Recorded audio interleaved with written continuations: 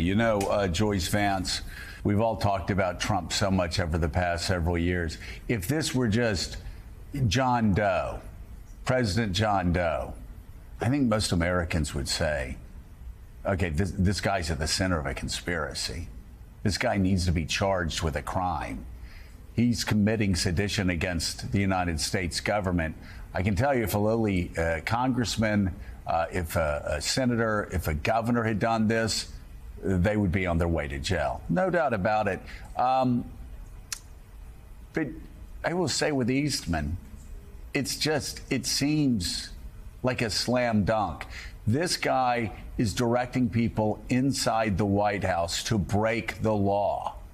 Even after the riots, he's telling them to break the law. He is clearly working with Donald Trump to try to commit sedition against the United States of America. Wait, I'm sorry. How hard of a call could this be for Merrick Garland by the time he gets all the evidence? Well, Eastman certainly thinks he was committing a crime. He tried to put himself back on the presidential pardon list at the close of the administration. He takes the Fifth Amendment more than 100 times when he's testifying in front of the January 6th committee. So you know what they say about something that walks like a duck and quacks like a duck.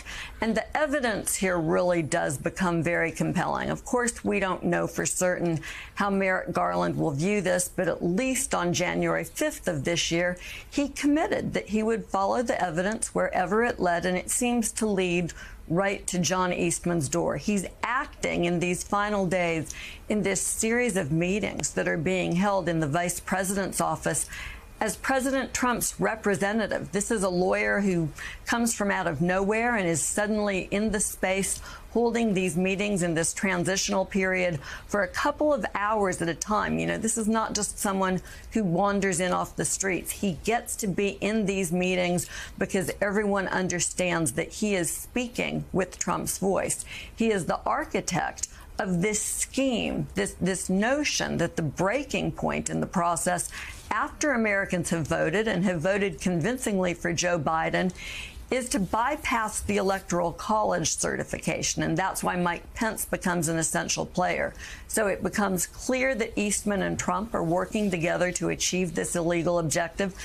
The evidence is pretty good in this regard. The Justice Department will have to engage in serious considerations involving whether the good evidence is all admissible.